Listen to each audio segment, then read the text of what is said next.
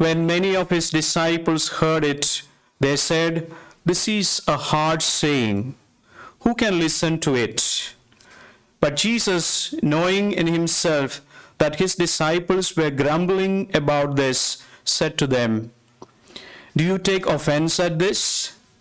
Then what if you are to see the Son of Man ascending to where he was before? It is the Spirit who gives life. The flesh is no help at all. The words that I have spoken to you are spirit and life. But there are some of you who do not believe." For Jesus knew from the beginning who those were who did not believe and who it was who would betray him. And he said, "This is why I told you that no one can come to me unless it is granted him by the Father." After this, many of his disciples turned back and no longer walked with him. So Jesus said to the 12, "Do you want to go away as well?" Simon Peter answered him, "Lord, to whom shall we go? You have the words of eternal life, and we have believed and have come to know that you are the Holy One of God." Jesus answered them, "Did I not choose you, the 12?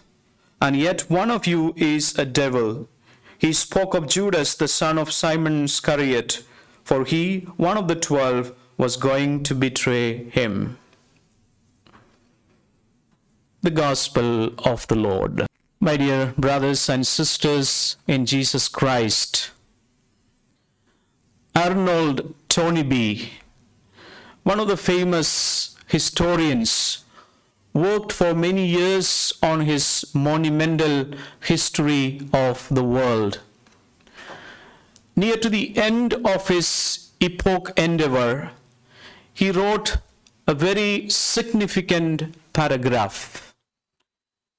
When we began this work, we were found ourselves looking at a great parade of marches. But as it passed, the marches all fell, one by the wayside. And only one marcher remains, growing larger and larger with each step. Who was that marcher? The marcher about whom Arnold mentioned in his book is none other than Jesus himself. All the great leaders like Alexander, Napoleon, Stalin took the stage for some time, but they are no more. But this marcher, Jesus Christ, remains yesterday, today, and forever. And my dear friends, this is the Jesus whom we follow. This is the Jesus in whom we place our faith and hope. This is the Jesus in whom we believe. And we have this Jesus as our Savior and Redeemer. And that is why very often we sing the hymn, "I have decided to follow Jesus." And this hymn expresses our conviction and faith in Jesus. By singing this hymn, we are professing our faith. We are telling Jesus, no matter what happens, we will not give up our faith in you. Even if we face struggles, hardships, and problems in life, we will not abandon you. We will be with you. Even if none go with us, we will still follow you. But my dear friends, the question is, do we really mean what we sing? Do we really mean what we profess? Do we really accept Jesus as our Savior and Redeemer? Faith is not a matter of saying, "Yes, Lord, I believe in you. I have faith in you," with our lips. Faith must be manifested in our life, in our relationship with God and with others. And if you truly mean what we profess, then nothing can take away from our faith in Jesus. When we turn to the Bible, we can come across many passages where the people of God profess their faith in Yahweh. And there is one such example in the book of Joshua. Joshua, the successor of Moses, challenging the people to profess their faith in Jesus.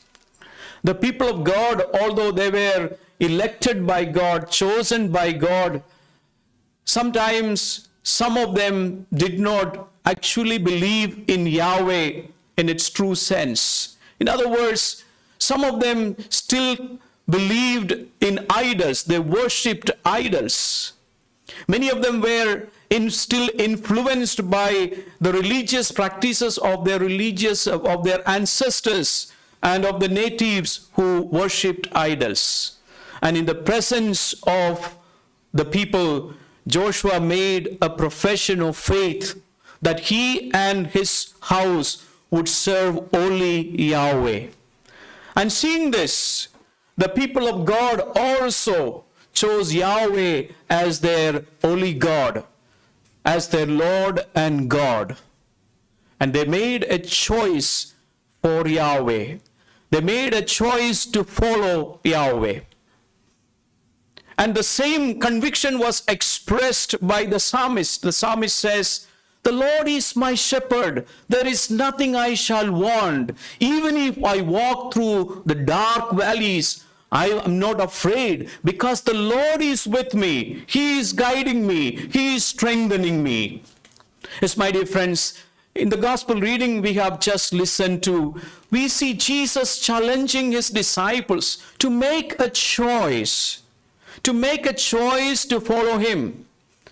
The reading today tells us that some of the disciples who were walking with Jesus suddenly stopped walking with Jesus.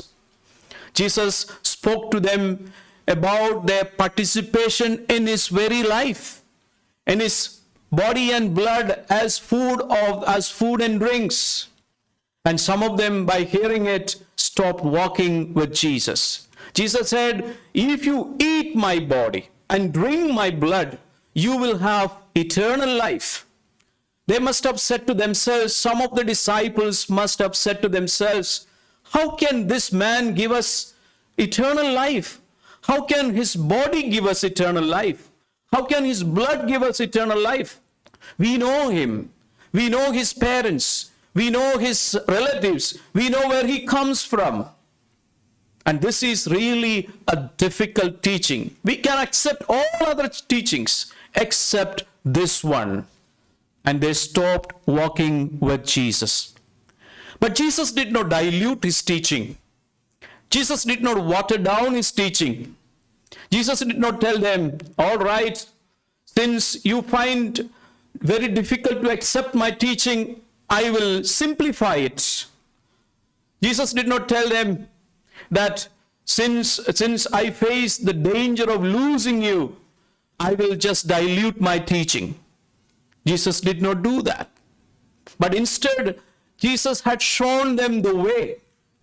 And St. John very clearly tells us, Jesus is the way. He is the truth, and he is the life. And he turns to the 12 and asks them a very important question. Will you also go away? Jesus does not force his teaching on them, because he has already taught them the truth. And then Peter makes the profession of the choice of the 12, saying, "Lord, to whom can we go? You have the words of eternal life." Yes, my dear friends, what about us? We are also called to follow Jesus. We are also called to make a choice for Jesus. Today we see many people leaving the church and joining other churches or groups. Today we hear about many people giving up their faith, especially when some unpleasant things happen in their life, when there are challenges and difficulties in their life. We also see some of us Christians living a mediocre life, a lukewarm life. We get caught up in the glamour of power, wealth, and fame. We become very selfish and self-centered, very individualistic and egoistic. And as a result, we forget about our responsibility toward God and others. We fail to treat our parents and grandparents in the way they deserve to be treated. We fail to respect our spouses. We fail to love our children. We fail to be kind and compassionate towards our neighbors and colleagues. If today Jesus asked this question, what about you? Will you also go away? What will be our answer? Will that be a very definite no or a hesitant no? Are we able to tell Jesus today, Lord, we have decided to follow you. We will not go away from you. No matter what happens, we will be there, keeping our trust in you. Yes, my dear friends, Mary, our mother, gave a convincing answer to the Lord when she said, Lord, let it be done to me as you wish. In other words, Mother Mary was telling the Lord, Lord, I will not give up my faith in you. No matter what happens, I will still trust in you, because I know that you would never let me down. And that is why she sang that beautiful song, my soul magnifies the Lord, my spirit rejoices in God, my Savior.